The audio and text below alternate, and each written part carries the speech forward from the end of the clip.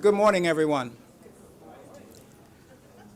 My name is Paul Quander, and I'm the Deputy Mayor for Public Safety and Justice here in the District of Columbia. I wanted to welcome you and thank you for coming this morning and joining us for this exciting announcement. We are leaning forward as far as the use of technology in combating sexual assault and rape. And we have been concentrating on providing key services to victims of dating and intimate partner violence in the District of Columbia. The initiative that we're going to talk about this morning is innovative and one of a kind.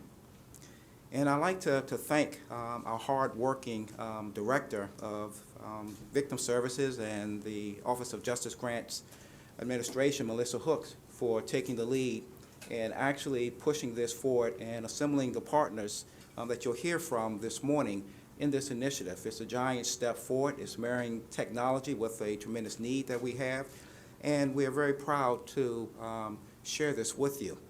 I would also like to thank Colonel Christian Cabanas of the Marine Barracks, Washington, for being here today, along with NPD Assistant Chief Peter Newsham. As members get up and talk, they will go into detail about the roles that they're playing, but I would venture to say that you'll get a sense of what we are trying to do and how we have to address this issue in a collaborative process.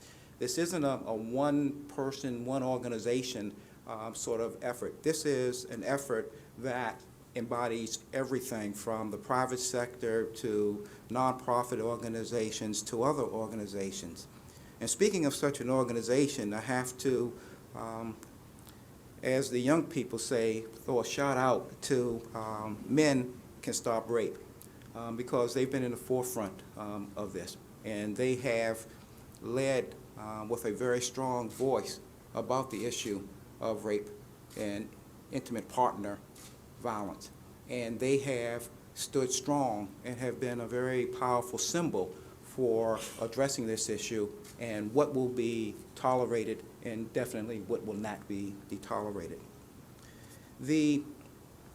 Some of you remember that last summer we launched the You Ask DC app, and that app was specifically designed for the college campuses and people that are affiliated with our universities.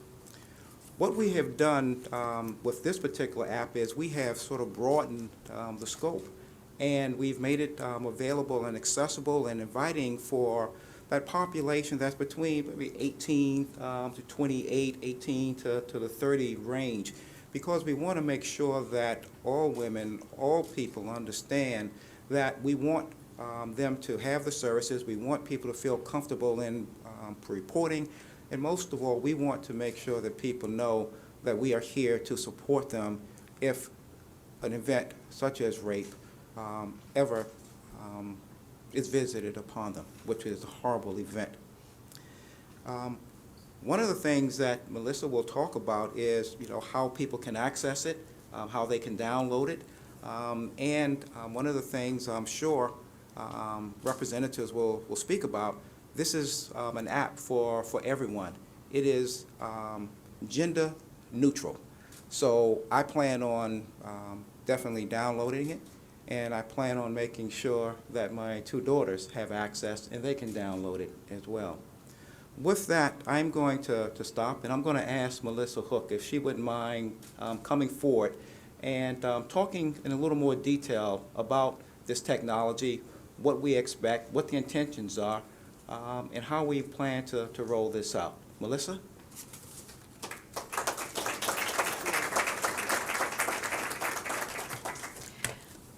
Good morning, everybody, and thank you all for being here. I really appreciate your support. Before I start, I want to thank Deputy Mayor Quander and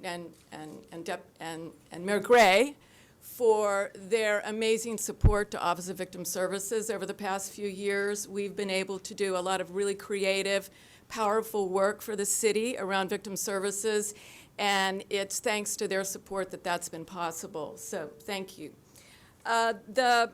The Ask DC app is an incredible resource for this digital age. It's really geared towards 18 to 30, 35 years old youth, young adults, who use their smartphones for everything that they do, whether that's buying a book, buying music online, making a reservation, texting a friend.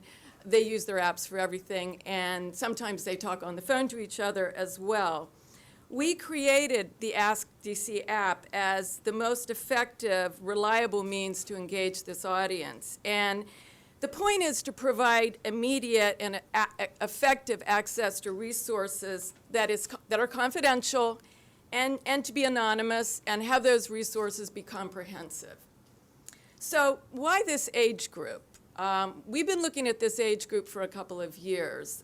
The statistics that we have on this age group around violent victimization created to sexual violence and domestic violence is really surprisingly high in DC. And I think partly we have such an interesting combination of youth coming into the city, living here, moving away, maybe coming from very small towns, coming to DC and having to navigate a complex city.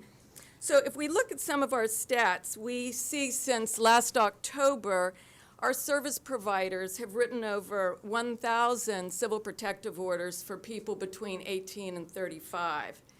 And during that same period, 72% of the patients who present at our DC forensic nurses for sexual assault forensic exams at Washington Hospital Center, they're also in this age group. Through our University Ask app, we know that it's been a successful way of engaging youth. They receive the download when they do orientation at the very beginning of the school year, and they actually use it.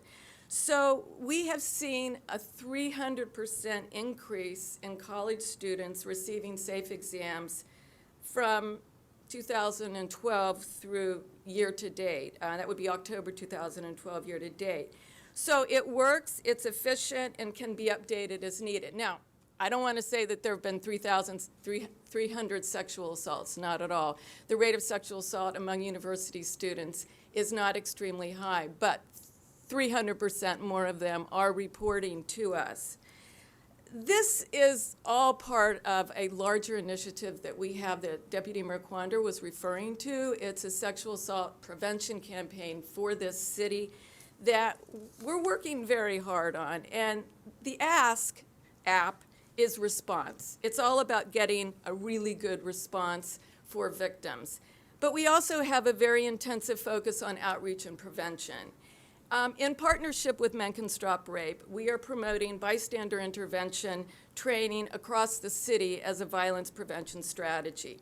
So we have several partners on this effort. And I want to start by talking about the Marines and thank Colonel Cavanis for joining us. You're going to hear about our prevention efforts at the Marine Barracks in 8th and I. I have to start by saying that Colonel Cabanas is my neighbor. I live 2 blocks from the Marine Barracks, and I'm one of the very lucky people who gets to be part of the community of the barracks as friends and family. And so I've had an opportunity to meet various members of the Marines Barracks several times. In April, when Neil Irvin, the Mixer team, and I sat down with the colonel and told him about this prevention campaign, he got it right away, that as a community that we can work together to decrease sexual violence. And that's all of the residents of this community. And that's not only about raising awareness about sexual violence, but it's also acting together as a community to prevent it. He provided us with the incredible opportunity to train every single Marine at the barracks in bystander intervention so that they can serve as an example of positive intervention to the rest of the city. And I would say about 1,200 Marines have been trained, and that as we go forward during the year, I think that he will be able to tell you more about his plans. Welcome, Colonel, and thank you very much for being here.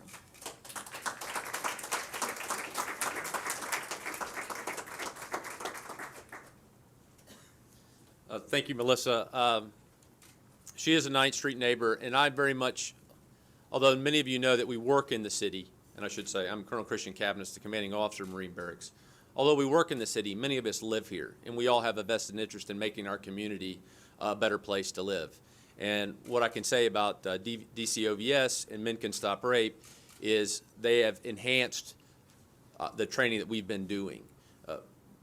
Those of us today who carry the legacy of our Corps, a great legacy earned by those who went before, understand our responsibility is to enhance it. So through the large group training that we did, as well as the small group workshops with the young non-commissioned officers at the barracks, DCOVS and Men Can Stop Rape have really worked together with us to help improve upon what we've already been doing. And I look forward in the fall as we continue this. It's not a one-time event, but something that we continue in the future. Because that's what is important to me, is that the Marines are a positive force in the community and that we represent the very best of what it means to be an American. So I look forward to our continued partnership, which I think has had great results for me, but not just for my command, but for the entire city. Thank you.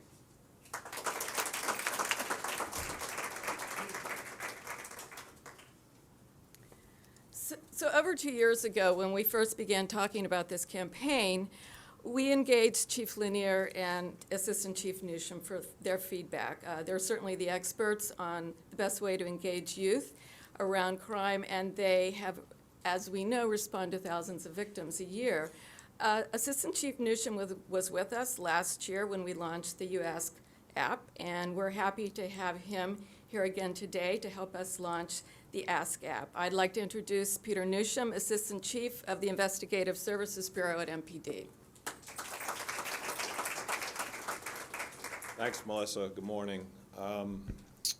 Couple quick points I'm going to make about sexual assaults that I think are important.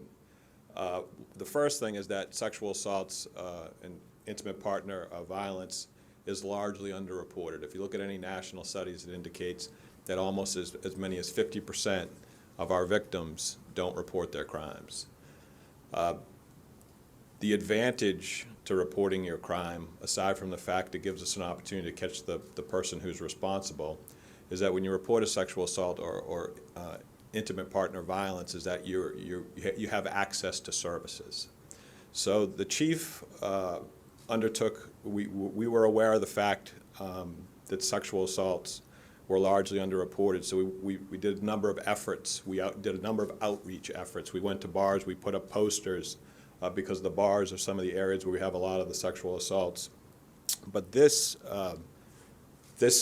application right here, we would attribute that to really bringing people forward and getting more people services that they need. The idea by your group, Neil, was a fantastic idea to begin. Washington, D.C., from what I understand, is really leading this initiative. He was telling me before we got here today that you have a lot of other jurisdictions that are trying to mirror what we're doing here in the District of Columbia. So hats off to your group for bringing this and developing this application. And our goal is to obviously improve it. The second point that I wanted to make was that one of the pieces that's really nice about this application is that it's not just for the victims. If you're somebody or a friend or a family member of somebody who is a victim of sexual assault or intimate partner violence, they may confide in you, and this is not something that we deal with every day. This is a tool that you can go in and you can find the people. If they don't want to deal with the police, that's fine, but you can also find a number of other services. You can get safe examinations. You can get information on what to do next. You can hook up with advocates that are going to help them through this process. So this tool, it's not only for potential victims, but it's really for everybody. So like I said, hats off to your group for developing this. Hats off to Melissa and her group. And the last thing I'll say is that whenever I deal with the people that are involved in this, and there's a number of people, the colonel from the Marines, is that you have people that are really, really committed to this effort. Whenever I go to meetings about sexual assaults and intimate partner violence, I see a lot of people in the room that look really, really tired. And the reason is because they're working so hard to get stuff like this done. So thank you guys for all your work. We appreciate it.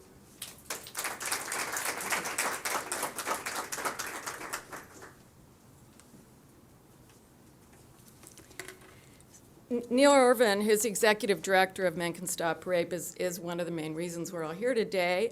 He's been a partner on this campaign since day one, and really, the ASCAP was his idea.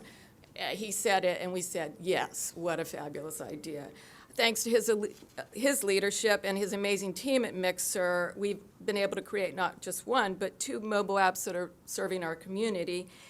Neil's passion for bystander intervention has expanded Men Can Stop Rape to schools all over the nation and built incredible relationships with service providers. So I want to welcome him and thank him for his great partnership.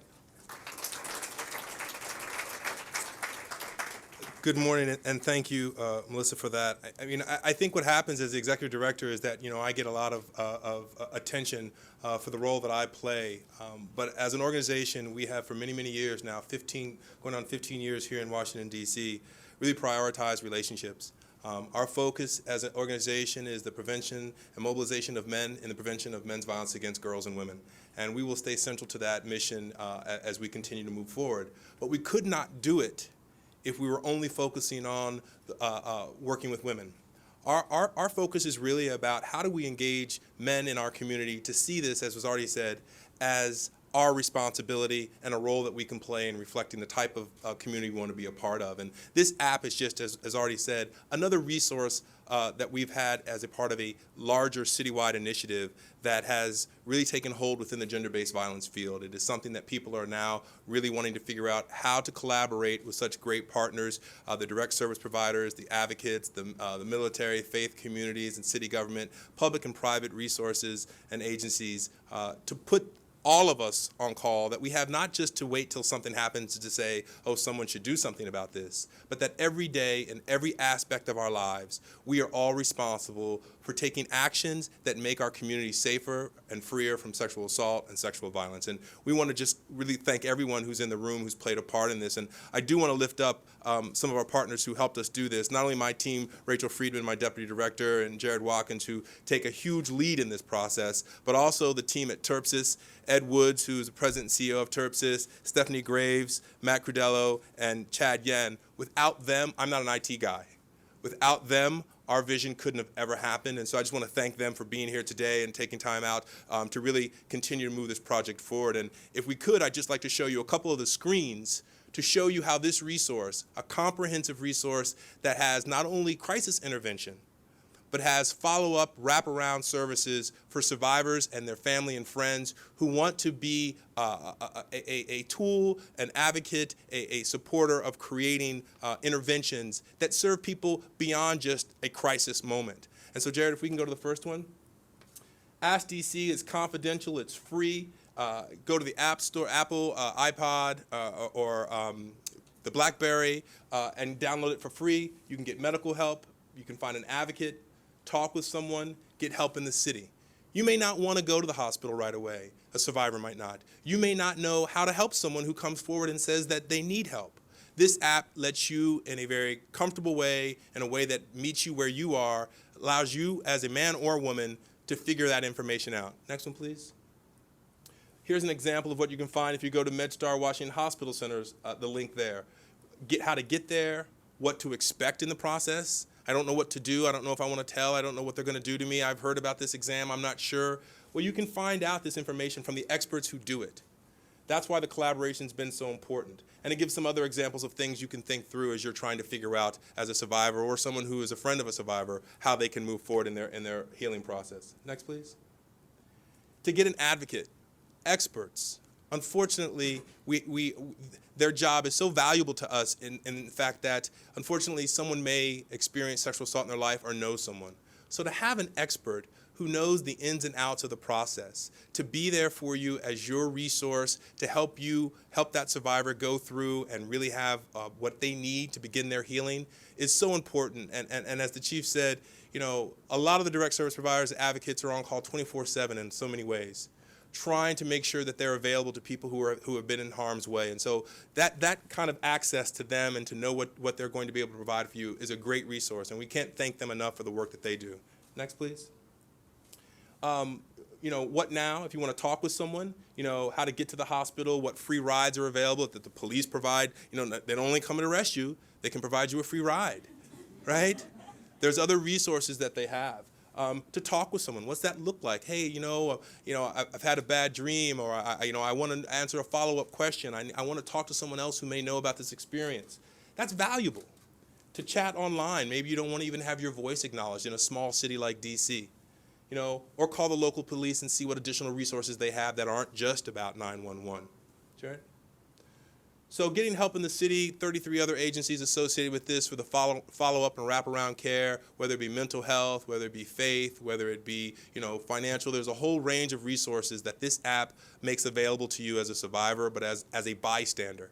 That this is not just for the survivor to have to use on their own, but for us as a community to have in the palm of our hand at any given moment to be able to provide information and direct resource and access to the experts who are serving our community so well. Jared? And so I'll just close and say that, again, I couldn't be more thankful to have Melissa Hook's leadership on this project. Without her leadership and without her relationships, this process would not have happened. With Elizabeth and Courtney on her team, it wouldn't have happened. And I've said this to the chief, and I've said this to the colonel. Men Can Stop Rape goes all over the country and the world doing this work. And when I can say that the chief of police and that the colonel of the Marines has prioritized this issue when it comes to engaging men, it makes our job a lot easier. It's a vetted kind of leadership to say, we as men have a serious role to play in this every day, and I couldn't be more thankful of all of your all's leadership. As someone who's responsible for leading, to have mentors and role models to guide me the same is a great, tremendous example of the type of strength we think men need to have in our lives. So I want to thank everyone who's here today, and really please encourage your friends and your community members to download this app. Thank you very much.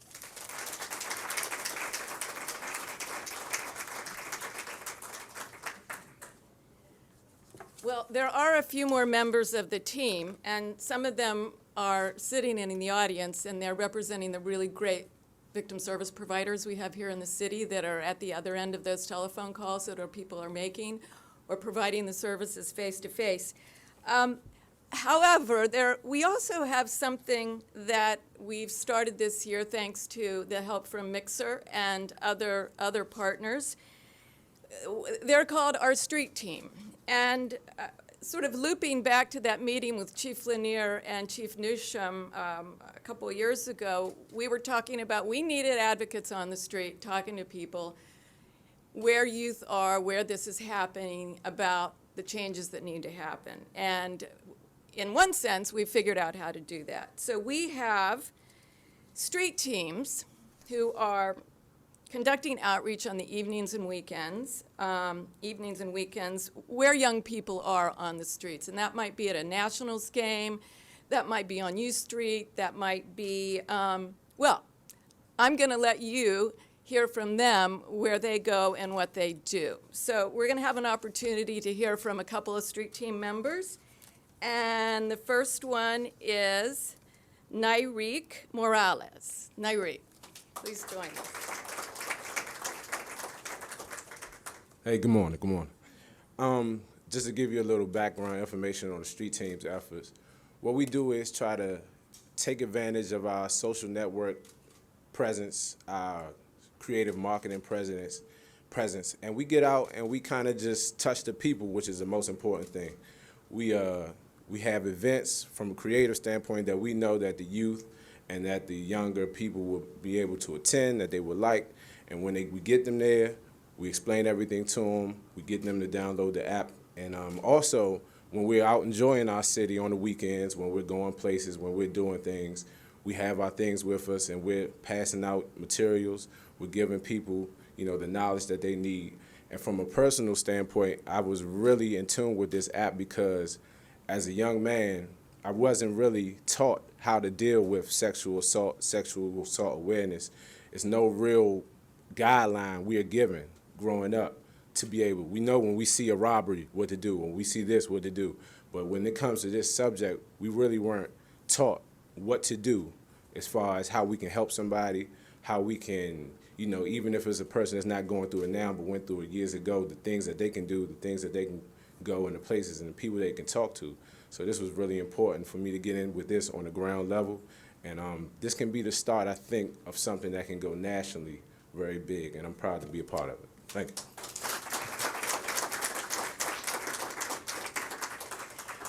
Thank you, Nyreek. Courtney Condit is also a street team member that's going to talk to us about her experience. Hi, good morning. So as a member of the street team, I'm actually one of the street team coordinators. We try and get together once a week or twice a week as much as we can to go out at in events in DC, such as Monday, we went to Screen on the Green, and we brought our Frisbees that have the logo on them and our portable fans and our sunscreen, and we went up to groups of people and just told them about the app, showed them the app, walked them through it, and they were really, really receptive, especially with the fans. Those went first. And anyone who had a dog really wanted the Frisbees. And they really, really enjoy the app. They like that sexual assault prevention groups are really using technology to their full advantage. And it grabs their attention because it's a really new and fresh way to spread awareness. And I think they also really like the app because it's something they can do for free that can help someone else, and they feel like they're a part of this prevention effort, even if it's in a small way. And we really encourage them that even though they may never be a victim of domestic violence or sexual assault, they can help a loved one, a friend, even a stranger. And having this app makes them an instant advocate and a safe place for someone in need.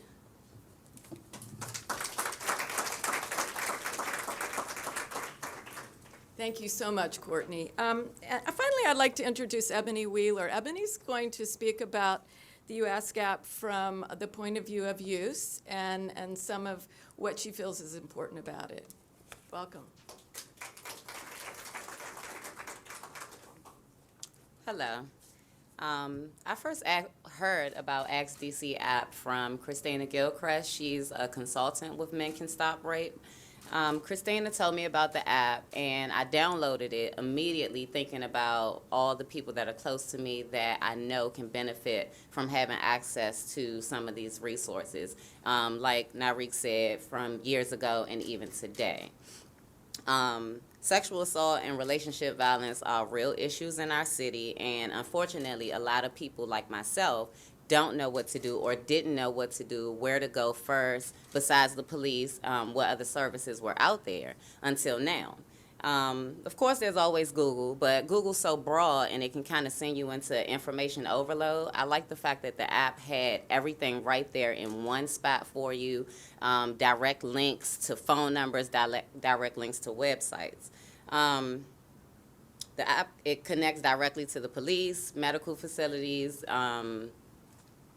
24-hour support lines, advocates, the free rides to the hospital, anonymous rides. You may not want to tell anybody. You may feel embarrassed. You may not have a car. You can call the Uber cab service, or you can get a ride through the police, like they said, which I also thought was a good deal.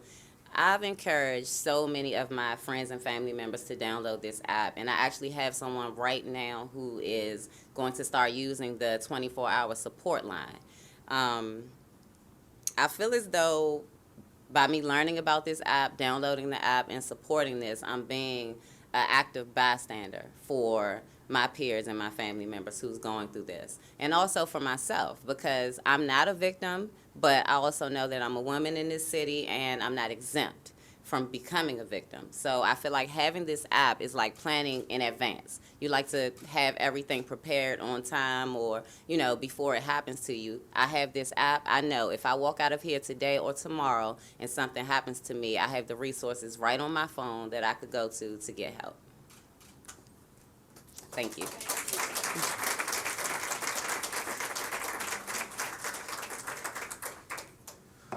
All right. At this time, what we would like to do is to take any questions that you may have on the Ask DC app. And we have all of our participants who spoke, who are present, who will be glad to respond to any inquiries that you have on this topic. And any questions from the media at this time? Yes, please. There's been a specifically, can you talk about the trend that you've seen with sexual assaults? And I'm going to ask Chief Newsham to come up and join me. The trend as far as sexual assaults are concerned, and the chief spoke about it, I think there's an increase in the number of individuals who are actively reporting crime and seeking assistance. But further, Chief? Yeah, that's exactly right. There was a significant increase, as you know, from 2011 to 2012. And we attribute some of that to getting this, the first You Ask app out to the universities. So we're getting a lot more people reporting. And I guess one of the things I didn't mention when I was up here before is that there's, the first thing that folks will do when they see a crime rise is that, oh my God, what's going wrong? What's the problem? And because of sexual assault being so underreported, it's not necessarily a bad thing when you have an increase in reporting in sexual assaults. So I think I talked to Neil a little bit before the meeting again on the universities in particular. I think we need to educate the university administrations that it's not necessarily a bad thing when people are coming and reporting these things. Because if you have nearly 50% of your victims that are not reporting, it's a responsibility of public safety to go out and get to those victims and either have them come report or at the very least get them into advocates. So. Thank you. Mike? Earlier this year, as we all know, there was a lot of attention put to the Human Rights Watch report on sexual assaults in the police department response rate. Did that have any role at all in developing this app and the larger initiative? No. As Melissa has indicated, we first brought out the first app a year ago, and this is part of an ongoing process to educate, to illuminate, to reach out and to go out. So it's been a part of a process that Melissa, the Metropolitan Police Department, others have been working on so that we can address a public safety issue. Our thinking, and I think I may have hit the button, here we go. Our thinking all along is that we needed to be proactive, and this is another tool that allows us to be as proactive as we possibly can. Chief Newsham mentioned that part of our issue is that if a crime is unreported, that's one thing for the police department and for public safety officials. It's another thing for the victim and the victim's family, because that family or that victim is not receiving the services that are available. And the trauma that is visited upon women and domestic partners who sustain violence is traumatic and long-lasting. So what we wanted to do was to provide a means to let people gain access to services. If they want to report it as a crime, that's fine. But that's not the paramount issue. We want people to have the services, and we want to prevent this from occurring. Any other questions that we can take? All right. Let me thank you all very much for your time and attention. Melissa and other members of the group that have been working on this and that spoke will be available if you want to spend some time with them more on a one-on-one basis. All right. Thank you all very much. Have a good day.